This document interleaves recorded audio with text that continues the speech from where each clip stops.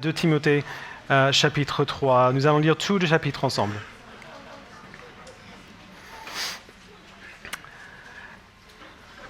Sache que dans les derniers jours, il y aura des temps difficiles, car les hommes seront égoïstes, amis de l'argent, vantards, orgueilleux, blasphémateurs, rebelles à leurs parents, ingrats, impies, insensibles, implacables, calomniateurs, violents, cruels, ennemis du bien, traîtres, emportés, aveuglés par l'orgueil, amis du plaisir plutôt que de Dieu. Ils auront l'apparence de la piété, mais ils renieront ce qui en fait la force. Éloigne-toi de ces gens-là. Certains d'entre eux s'introduisent dans les maisons et prennent dans leur filet des femmes crédules, chargées de péché, entraînées par toutes sortes de désirs, qui sont toujours en train d'apprendre, mais ne peuvent jamais arriver à la connaissance de la vérité. De même que Jannes et Jambres se sont opposés à Moïse, de même ces hommes s'opposent à la vérité. Ils ont l'intelligence pervertie et se sont disqualifiés en ce qui concerne la foi. Mais ils n'iront pas plus loin, car leur folie sera évidente pour tous, comme l'a été celle de ces deux hommes. De ton côté, tu as suivi de près mon enseignement, ma conduite, mes projets, ma foi, ma patience, mon amour, ma persévérance, ainsi que les persécutions et les souffrances que j'ai connues à Antioche, à Iconium, à Lystre. Quelle persécution n'ai-je pas supportée? Et le Seigneur m'a délivré de toutes. Du reste, tous ceux qui veulent vivre avec piété en Jésus-Christ seront persécutés, tandis que les hommes méchants et imposteurs avanceront toujours plus dans le mal, en égarant les autres et en s'égarant eux-mêmes. Quant à toi, tiens ferme dans ce que tu as appris et reconnu comme certain, sachant de qui tu l'as appris. Depuis ton enfance, tu connais les saintes Écritures, qui peuvent te rendre sage en vue du salut par la foi en Jésus-Christ. Toute l'Écriture est inspirée de Dieu et utile pour enseigner, pour convaincre, pour corriger, pour instruire dans la justice, afin que l'homme de Dieu soit formé et équipé pour toute œuvre bonne. Jusqu'ici, la parole de Dieu.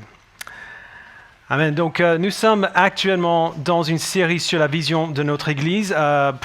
Juste pour un petit rappel, si vous êtes là pour la première fois, on a une vision d'Église, ce que nous croyons que Dieu nous appelle à faire en tant qu'Église, tout simplement.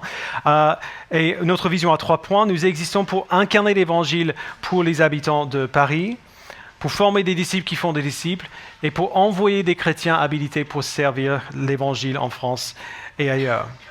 La semaine dernière, on a parlé de ce à quoi cela ressemble d'incarner l'Évangile pour les gens de notre ville. Cette semaine, on va parler du prochain point, qui est logique, former des disciples qui font des disciples. Et c'est la prochaine étape logique en fait. Une fois que nous rencontrons Christ, nous devons apprendre à vivre comme lui. C'est ce que Jésus dit dans Matthieu 28, « Allez dans toutes les nations, faire des disciples ». Baptisez-les au nom du Père, du Fils et du Saint-Esprit et enseignez-leur à mettre en pratique tout ce que je vous ai prescrit. En fait, il décrit la vie de disciple par la suite. Alors pour parler de ça, on va voir de près ce passage qu'on a lu qui est très bien connu, le chapitre 3 de la deuxième lettre de Paul à Timothée. Au cas où vous ne savez pas ce qui se passe dans cette lettre, l'apôtre Paul avait un protégé, un jeune homme qui s'appelait Timothée. Timothée voyageait avec Paul pendant ses voyages missionnaires. Il écoutait Paul prêcher, il observait comment Paul vivait. Un jour, quand Timothée était assez mûr, Paul l'a laissé à Éphèse pour être pasteur de l'église dans cette ville. Et quelques temps plus tard, Paul a été emprisonné par les Romains. Donc il écrit cette lettre depuis la prison à Rome, peu de temps avant sa mort. Il a écrit comme une sorte de dernière exhortation à Timothée, un au revoir à son fils dans la foi. La lettre est une exhortation à Timothée de garder central ce qui est vraiment important. Et Paul fait ça d'abord, au début de la lettre, en exprimant sa reconnaissance pour la foi de Timothée et en l'exhortant à persévérer dans l'Évangile. Ensuite, il place son exhortation dans le bon contexte en parlant des faux enseignements qui sont apparus dans l'église de Timothée et ailleurs. Donc, ces faux enseignements ne viennent pas de Timothée lui-même, viennent d'autres chrétiens. Et c'est là où il y a le danger. Et c'est là qu'on commence en fait, au verset 1 de ce chapitre. Donc je ne vais pas afficher de nouveau les versets, gardez bien vos Bibles devant les yeux, on va le prendre petit à petit. Donc verset 1 encore, lisons. Sache que dans les derniers jours, il y aura des temps difficiles, car les hommes seront, j'adore tout ça, égoïstes, amis de l'argent, vantards, orgueilleux, blasphémateurs, rebelles à leurs parents. Rebelles à leurs parents, les enfants. Ingrats, impies, insensibles, implacables, calomniateurs, violents, cruels, ennemis du bien, traîtres, emportés, aveuglés par l'orgueil, amis du plaisir plutôt que de Dieu. Ils auront l'apparence de la piété, mais renieront ce qui en fait la force. Éloigne-toi de ces gens-là. En fait, ce qu'il décrit là, c'est ce qui se passe quand la vraie vie de disciple de Jésus-Christ n'est pas vécue. C'est le contre-exemple que Paul donne à Timothée. Il va donner le vrai exemple après. Dans les versets 1 à 5, Paul fait cette liste de certains traits de caractère qui semblent assez évidents. Si on a déjà lu les lettres de Paul, en fait, il va souvent décrire la vie du pécheur. Mais ici, quand même, il semble brasser bien plus large que d'habitude. Il parle des gens qui sont égoïstes, avares, arrogants, mensongers, brutaux, amis du plaisir plutôt que de Dieu. C'est un peu la phrase clé pour comprendre tous les mots qu'il a cités avant. C'est presque une caricature de ce qu'on considérerait comme une personne mauvaise. Mais une chose met ces gens à part, une chose à laquelle on ne s'attendrait pas nécessairement ici, mais c'est le plus important. On le voit au verset 5. Il dit « Ils auront l'apparence de la piété, mais renieront ce qui en fait la force. » Ces gens ont l'apparence de la piété. Alors, la piété, c'est à la fois une conviction juste au sujet de Dieu et la pratique engagée de la vie qui nous ordonne de vivre. Simplement dit, la piété, c'est connaître Dieu et faire ce qu'il nous dit. Ces gens ont l'air de connaître Dieu et de faire ce qu'il dit. Ça veut dire que malgré toutes les choses dures que Paul a dites dans cette liste au début, si on voyait ces gens dans l'Église, on les trouverait superbes. Superbes. Ce sont des gens qui se disent chrétiens et qui semblent même être des chrétiens modèles. Ils ont l'apparence de la piété. Mais Paul dit, ils ne sont pas conduits par la piété. Ils sont amis du plaisir. Ils sont conduits par les désirs pécheurs qui les ont toujours animés. Ils ont l'apparence de la piété, mais ils renient ce qui en fait la force. Qu'est-ce qui fait la force de la piété? C'est la relation avec le Christ vers laquelle la piété nous conduit. Et c'est pour ça que ces gens sont particulièrement dangereux. C'est pour ça que Paul dit à la fin du verset 5, « Éloigne-toi de ces gens-là. » Ces faux disciples sont dangereux parce que puisqu'ils ont l'air tellement pieux, on leur fait confiance.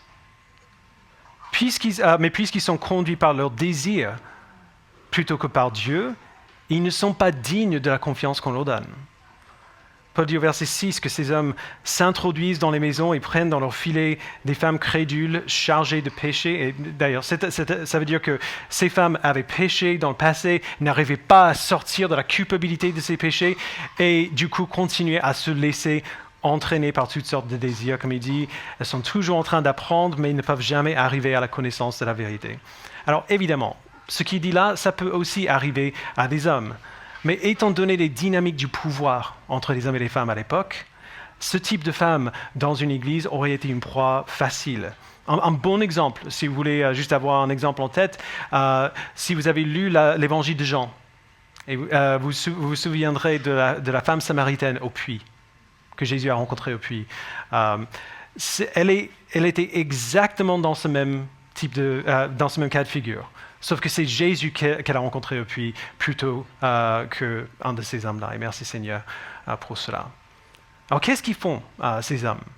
Ils prennent ces femmes, et ça peut être des hommes aussi, comme j'ai dit, ils les prennent dans leur filet.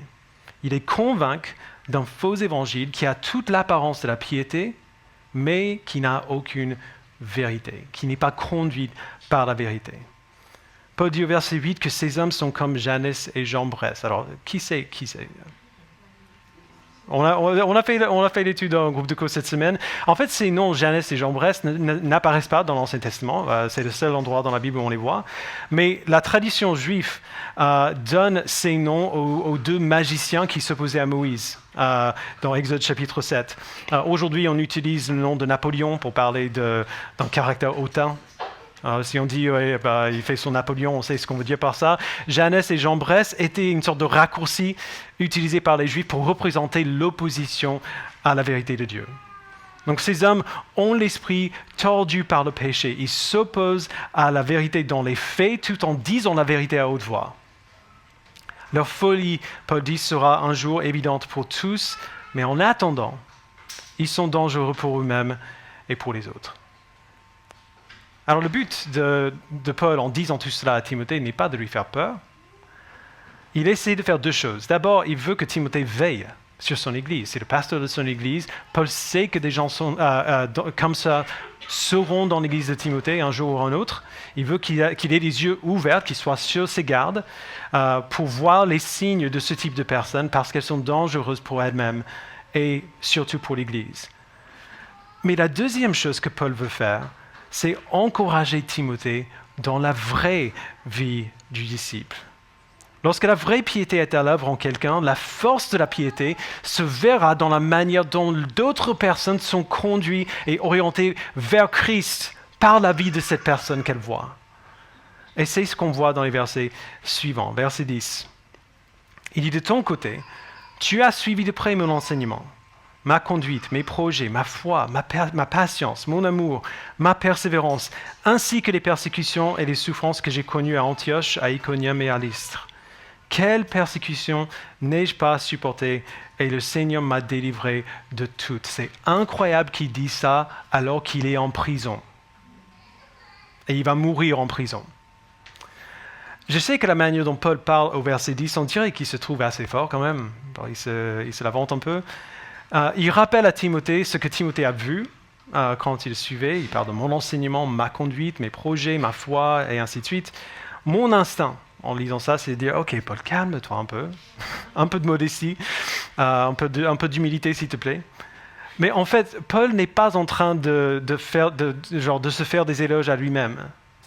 Il attire l'attention de Timothée non pas à Paul lui-même, mais à la manière dont Timothée a suivi dans ses pas. Au verset 10, il est en train de dire, Timothée, il dit, tu m'as suivi de près et tu as bien appris. Tu as bien grandi, tu te conduis bien. Tu as un bon but dans la vie, tu as grandi dans la patience, dans l'amour, dans la persévérance. Paul félicite Timothée ici, pas lui-même. Il dit que Timothée a suivi dans les pas de Paul et en plus, il a vu comment Paul a souffert pendant son ministère. Et il sait que Timothée est prêt à faire de même. Il rappelle à Timothée que la vraie vie de disciple est coûteuse et souvent humiliante. Et il dit clairement au verset 12, « Du reste, tous ceux qui veulent vivre avec piété en Jésus-Christ seront persécutés, tandis que les hommes méchants et imposteurs avanceront toujours plus dans le mal en égarant les autres et en s'égarant eux-mêmes. » Pour ces faux disciples qu'il a décrits dans le verset 1 à 9, tout ce qu'ils font pour nourrir leurs désirs pécheurs finalement se tournera contre eux. Ils avanceront toujours plus dans le mal et ils vont s'égarer de plus en plus. Mais pour le disciple de Christ, la souffrance et la persécution, ça fait partie du deal. Ça fait partie de la vie. Comme Jésus a dit dans Jean 15, un serviteur n'est pas plus grand que son maître. S'ils m'ont persécuté, eh bien, ils vous persécuteront aussi. Alors pourquoi est-ce que Paul parle de la persécution ici? Il en parle parce que c'est un autre indicateur très clair de la vraie piété, de la vraie vie du disciple. Avec la famille, on était en vacances dans le sud de la France cet été, et on est allé à un moment donné, il faisait hyper chaud, on est allé en plan d'eau. Au milieu de ce plan d'eau, il y avait une plateforme sur laquelle on pouvait monter et après sauter dans l'eau. Alors, on était là avec une autre famille, il y avait plusieurs enfants et d'autres adultes. Zadie, elle a 6 ans, elle était absolument déterminée à sauter du haut de cette plateforme. Et donc, elle nage un petit peu, elle avait ses petits brassards, donc elle est entrée dans l'eau, elle a nagé au milieu avec les autres, elle est montée dessus et elle a sauté comme une championne. C'était super. Moi aussi, je voulais sauter dans l'eau parce que j'aime l'eau. J'aime nager et j'aime bien sauter dans des trucs. C'est le genre de choses que j'aime bien. Mais je suis aussi frileux. Et l'eau était vraiment froide. D'accord, elle était vraiment froide. Au point d'être désagréable. C'était pas rafraîchissant, c'était « Oh, mais c'est pas chouette ça ». Je voulais aller dans l'eau et sauter d'en haut de la plateforme, mais quand même, je voulais pas à ce point. Je suis entré dans l'eau jusqu'au genou et là, je me suis dit, ça va. Moi, je vais bien, je vais rester ici. C'est un peu la dynamique qu'on voit quand on est exposé à la souffrance ou à la persécution pour notre foi. On voit de quoi notre foi est faite. Paul et Timothée sont à fond dans cette vie. Ils sont déterminés, avant toute chose, déterminés à suivre Christ. Et donc, ils acceptent de prendre la persécution, de prendre la souffrance pour Christ. Ils sont prêts à braver les eaux froides parce qu'ils savent ce qui les attend à la fin. Et c'est infiniment mieux que ce qu'ils auraient s'ils ne souffraient pas pour Christ. Les gens que Paul a décrits dans les versets 1 à 9 n'iraient jamais aussi loin que ça. Ils n'accepteraient jamais la persécution pour ce qu'ils disent croire parce qu'ils ne le croient pas vraiment. Oswald Chambers dit « On passe par une crise spirituelle lorsqu'on est contraint d'aller plus loin que les convictions qu'on avait jusqu'alors adoptées. Quand la vie chrétienne devient coûteuse, un faux disciple, tôt ou tard, fera tomber le masque et il va partir. Comme dit Paul au verset 9, leur folie sera évidente pour tous. » La question, c'est comment est-ce que Timothée, ce jeune homme grec qui est venu à la foi en Christ, comment est-ce qu'il est arrivé à une maturité qui faisait qu'il soit capable non seulement de manifester la foi, la patience, l'amour et ainsi de suite, mais à persévérer aussi dans ce caractère au milieu de la souffrance qu'il attendait puisqu'il était disciple de Christ. Comment est-ce qu'il est arrivé à ce stade de maturité? Eh bien, il a suivi Paul. Il a vécu avec Paul, il a appris de Paul. Il a suivi Paul dans un caractère saint et dans les difficultés que Paul a endurées.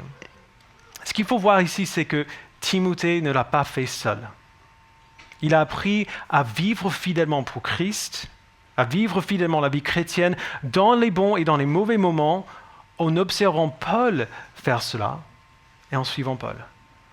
Alors bien sûr, tous les chrétiens n'ont pas cette même possibilité. C'est un peu l'exemple classique. Si un homme est naufragé sur une île déserte et il n'a que sa Bible, est-ce qu'il pourra quand même grandir dans sa foi? Bien sûr que oui. L'apôtre Jean l'a fait. Dans ces cas extrêmes, Dieu s'est toujours montré fidèle pour nous aider à grandir dans la foi. Mais il faut qu'on voit que ça, c'est l'exception plutôt que la norme. Les disciples de Jésus ont appris à suivre Jésus en suivant Jésus. Et ils ont eux-mêmes après pris des disciples qui les ont suivis. Paul a formé Timothée. Priscille et Aquila sont formés Apollos, et ainsi de suite. La norme pour la vie chrétienne est que nous apprenions à vivre fidèlement pour Christ en observant et en imitant d'autres personnes qui vivent fidèlement pour Christ. Alors là, il y a deux choses qu'on a besoin de remarquer. La première est assez évidente, mais il faut le dire quand même. D'abord, si on a une église locale, on ne peut pas se permettre de vivre séparé d'elle. C'est évident, mais c'est étonnant à combien de personnes essaient de faire ça. Alors qu'ils ont une église locale à leur disposition, ils s'en privent. Alors, il y a des raisons. Certaines personnes sont comme moi, ils ont du mal avec des situations sociales de manière générale. D'autres ont du mal à s'ouvrir avec les autres. D'autres ont été blessés par l'Église dans le passé. Il y a beaucoup de raisons, beaucoup d'excuses qu'on peut trouver pour rester éloigné d'une Église locale. Et beaucoup de gens le font. Ils vont dire « J'aime Jésus, j'aime la Bible, mais je n'ai pas besoin de l'Église parce que Dieu me guidera. Dieu me parle dans sa parole et là, alors ça suffit. » Je suis désolé de vous le dire, ce n'est pas comme ça que ça marche. Ce n'est pas ainsi que Dieu a prévu les choses. C'est une chose dangereuse de présumer de la grâce de Dieu et de choisir de rester isolé de l'Église à laquelle il nous ordonne de rester attachés parce qu'on ne veut pas s'y ouvrir. Il nous a bien dit dans la lettre aux Hébreux, chapitre 10, ne négligez pas votre assemblée. Alors, si vous avez accès à une église locale, comme nous tous ici, la norme que la Bible vous donne pour la vie chrétienne, c'est de grandir en Christ en vivant votre foi avec vos frères et sœurs en Christ. Même si ce n'est pas ici à Connexion, il y a peut-être des gens qui visitent aujourd'hui, c'est super, il vous faut une communauté, même si ce n'est pas ici. Il vous faut une église locale. Si on a accès à une église locale, on ne peut pas vivre séparé d'elle. Ce n'est pas une option que Dieu a laissée ouverte pour nous. Alors voilà la première chose. La deuxième chose qu'il faut voir, c'est ce qu'on a déjà vu. C'est que les enjeux sont gigantesques. Dans les versets 1 à 9, Paul donne cette longue description des personnes qui se disent chrétiennes, mais qui servent en réalité leur appétit pour le plaisir. Il dit que ces faux croyants sont disqualifiés en ce qui concerne la foi. C'est grave. Mais après avoir dit cela, il dit à Timothée, mais ce n'est pas le cas pour toi. Ce n'est pas ce que tu as fait. Tu n'as pas vécu comme eux. Tu n'as pas fait ce qu'ils sont en train de faire. Qu'est-ce que Timothée a fait plutôt que de vivre comme ces gens-là? Il a suivi Paul.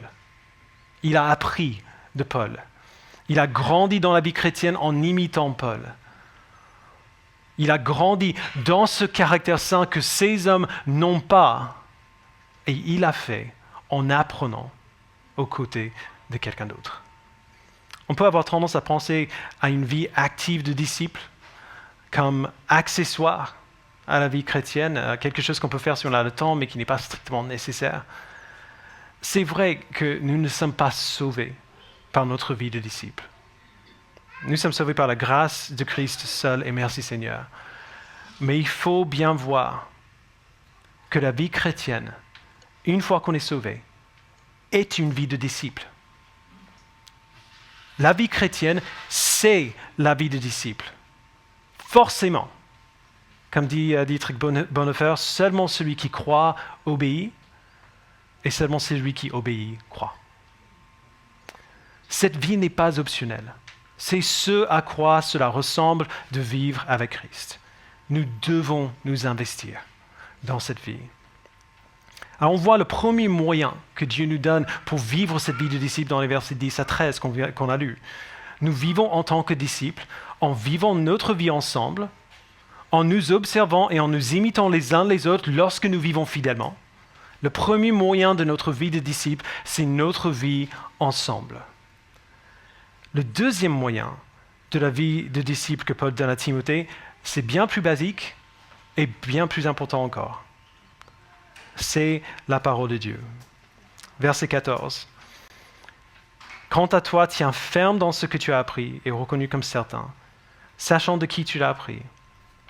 Depuis ton enfance, tu connais les saintes écritures qui peuvent te rendre sage en vue du salut par la foi en Jésus-Christ. Toute l'écriture est inspirée de Dieu et utile pour enseigner, pour convaincre, pour corriger, pour instruire dans la justice, afin que l'homme de Dieu soit formé et équipé pour toute œuvre bonne. Les versets 16 et 17, à la fin, toute écriture est inspirée de Dieu et ainsi de suite, sont les versets qu'on connaît tous, que les chrétiens connaissent de ce passage. Ce sont les versets qu'on voit sur les t-shirts, ces versets-là qu'on mémorise, on a mémorisé avec les enfants. On a raison de faire tout ça. On a raison de garder ces versets en tête. C'est la description la plus claire de toute la Bible, de ce qui est arrivé lorsque la Bible a été rédigée. Toute l'écriture, donc tous les 66 livres de l'Ancien et du Nouveau Testament sont inspirés de Dieu, le texte dit. Mais cette traduction est trop faible. Littéralement, il dit que toute l'écriture est soufflée ou respirée de Dieu. La racine du mot est le même que le mot pour esprit, le Saint-Esprit qui l'a soufflé. Les mots qu'on a dans la Bible sont exactement ce que Dieu voulait, tout en maintenant le style et la personnalité de la personne qui tenait le stylo. Alors, je sais que c'est facile de dire ça, et je sais que certains d'entre vous auront des questions sur la Bible elle-même. Est-ce qu'il y a des livres qui manquent à la Bible? Est-ce qu'il y a des livres ici dans la Bible qui ne devraient pas être ici? Comment est-ce qu'on peut savoir que ces livres en particulier sont vraiment inspirés de Dieu, qu'il n'y a pas eu des changements qui changent de sens, qui servaient un agenda malsain de quelqu'un? Ce sont de grandes questions et ce sont de très bonnes questions. Et on en a parlé dans l'Église il y a longtemps, en 2015. On a fait un atelier sur précisément ces questions-là. Et les premières sessions de la deuxième année du Dimanche de la Forme ont été dédiées à ce sujet précis. Donc tout ça, vous pouvez le trouver sur notre site web. On n'a pas le temps de voir tout ça aujourd'hui, donc pour l'instant, Je vais me contenter de dire ce que nous affirmons en tant qu'Église. Les livres contenus dans l'Ancien et le Nouveau Testament sont la parole de Dieu. Le moyen principal par lequel Dieu nous parle aujourd'hui. Et nous avons de très, très, très bonnes raisons pour le croire. Et puisque toute l'Écriture est inspirée de Dieu, elle nous est utile. Elle est le carburant de notre croissance, Paul dit, afin que l'homme de Dieu soit formé et équipé pour toute œuvre bonne. L'Écriture que Dieu a soufflée, entre guillemets, aux auteurs bibliques est utile pour nous parce que Dieu souffle encore. À chaque fois que nous nous plaçons devant une Bible ouverte, en demandant à Dieu de nous aider à la comprendre et à l'intégrer et à la vivre, le même Saint-Esprit qui a inspiré ces mots les anime en nous et nous nourrit, nous transforme, nous permet de vivre selon ses écrits. Alors, c'est une vérité incroyable à laquelle on s'habitue beaucoup trop facilement. À chaque fois que nous nous plaçons devant la parole de Dieu par la foi, Dieu lui-même nous parle à travers cette parole. Le Créateur de tout l'univers nous parle tous les jours, aussi souvent que nous voulons nous placer devant lui. C'est pour cette raison que la Bible est le centre de tout ce qu'on fait en tant qu'Église. La Bible est la parole de Dieu donnée afin que nous entendions la voix de Dieu, que nous apprenions sa volonté et que nous apprenions à aimer ce qu'il aime. Toute l'Écriture est inspirée de Dieu et utile pour enseigner, pour convaincre, pour corriger, pour instruire dans la justice, afin que l'homme de Dieu soit formé et équipé pour toute œuvre bonne. Mais notre insistance sur ces deux versets que je viens de lire, sur les versets 16 et 17, même si notre insistance est très bien, souvent elle manque quelque chose. Quand on parle de ces versets, on oublie souvent le contexte. Le contexte des versets 16 et 17 est bien sûr les versets 14 et 15, où Paul dit à Timothée de tenir ferme dans ce qu'il a appris et de se souvenir de qui il a appris. Timothée n'était pas assis dans une bibliothèque tout seul en train d'étudier la Bible. On lui a enseigné la Bible. Au chapitre 1 de cette lettre, Paul remercie Dieu pour la manière dont Timothée a commencé dans sa foi. Et c'était en écoutant et en observant sa grand-mère Loïs et sa mère Eunice. Ces deux femmes ont exposé Timothée aux Écritures et Paul a pris le bâton plus tard. C'est ainsi que Timothée a appris à connaître l'Écriture et à vivre l'Écriture. Il ne l'a pas fait tout seul. C'était à travers des hommes et des femmes fidèles qui l'ont accompagné et l'ont aidé à comprendre l'Écriture, qui ont modelé la vie de l'Écriture pour lui, qu'il a grandi dans sa connaissance et dans son amour pour Dieu. Alors, ce n'est pas difficile de voir comment Dieu nous appelle à répondre à ce que Paul nous dit dans ce passage. Il y a trois choses, tout simples. D'abord, veillez sur vous-même. Paul n'avait pas peur pour Timothée. Il savait très bien que malgré les faux enseignants qui auraient pu être dans l'église de Timothée, que tout se passerait bien.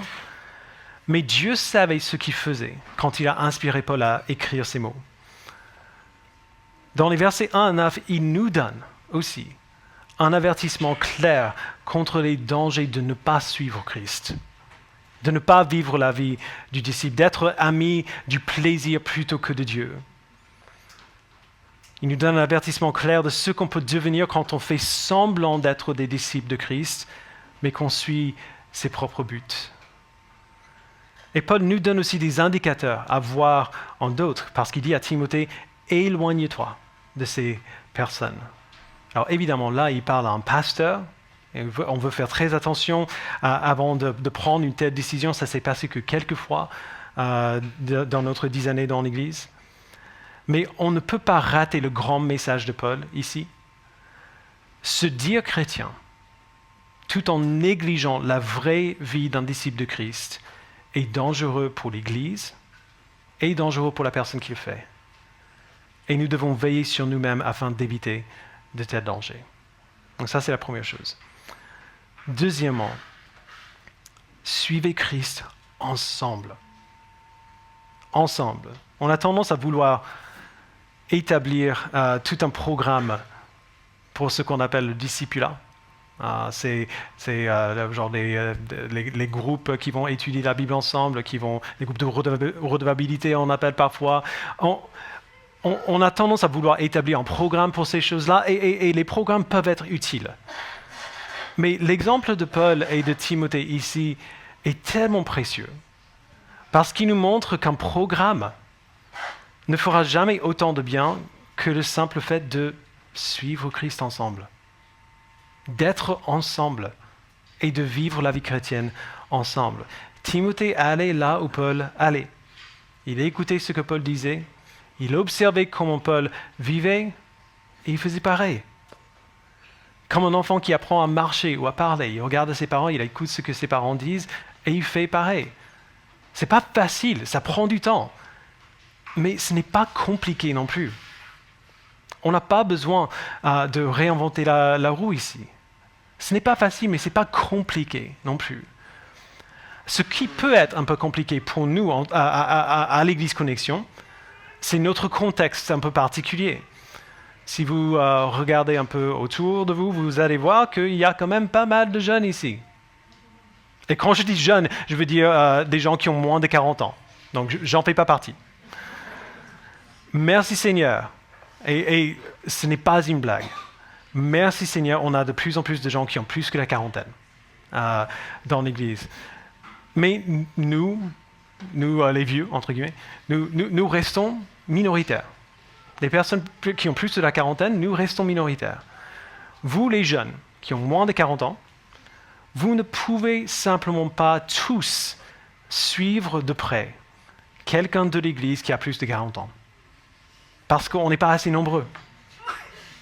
Il n'y a pas assez de personnes plus âgées, plus expérimentées dans la foi, avec une expérience de vie. C'est impossible que tout le monde qui a 35 ans ou 30 ans suive de près quelqu'un qui a mon âge. Il n'y a juste pas assez de gens comme ça. Mais, j'insiste vraiment sur ce point. Vous avez tout de même des modèles à suivre. La partie n'est pas perdue. Vous avez des modèles à suivre, même si tout le monde qui vous entoure a le même âge que vous, se trouve dans la même situation de vie que vous avez quand même des modèles à suivre. L'âge n'est pas tout. L'âge n'est pas tout. La maturité spirituelle varie à tous les âges. Je sais que certains d'entre vous, vous vous sentez inadéquats ou illégitimes pour faire ça, pour vivre cette vie de disciple avec quelqu'un d'autre. Vous avez l'impression que vous devez être formé pour marcher en tant que disciple avec quelqu'un. Alors, il y a de la valeur dans ce type de formation. On veut d'ailleurs mettre quelque chose en place pour ça dans l'année à venir. Mais est-ce que vous pouvez vivre cette vie ensemble avec quelqu'un dès maintenant, avec seulement vos Bibles et les uns les autres? Absolument oui. Vous pouvez et vous devez le faire. On s'assoit, on ouvre nos Bibles, on prie, on lit ensemble, on en discute.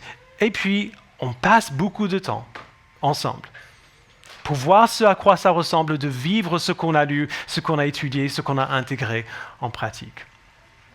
Il y a des gens autour de chacun de vous, et je vais dire toi, il y a des gens autour de toi qui connaissent mieux Christ que toi, qui suivent Christ mieux que toi et qui sont plus mûrs dans leur foi que toi, même s'ils ont le même âge. Alors, trouve quelqu'un comme ça. Demande-lui de lire la Bible, observe comment il vit et imite-le. Alors, c'est difficile de repérer peut-être des gens comme ça, et c'est pour ça qu'on a des groupes de communauté. Pour apprendre à connaître quelqu'un et pour remarquer en quelqu'un d'autre, en fait, cette personne, je vois des traits de caractère qu'on voit dans la Bible et j'aimerais être comme ça. Je vais le suivre. Je vais garder un œil sur lui. Les célibataires, passez du temps avec les gens mariés. Ne passez pas votre temps qu'avec des célibataires. Les couples mariés, passez du temps avec des célibataires. Les parents, faites de vos enfants des disciples. C'est ainsi que Timothée a commencé. Ce n'était pas en allant à une école biblique, c'était par sa maman et sa grand-mère. Assurez-vous que l'Évangile soit omniprésent dans votre foyer. On l'a lu tout à l'heure dans Deutéronome 6.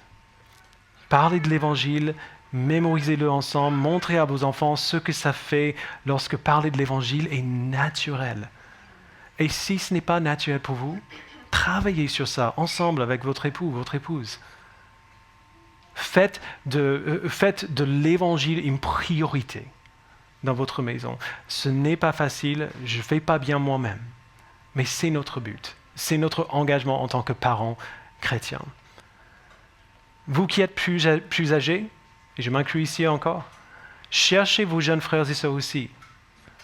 Déjà parce qu'eux, ils ont besoin de modèles plus âgés, si possible, mais aussi pour vous, aussi pour nous, je veux dire.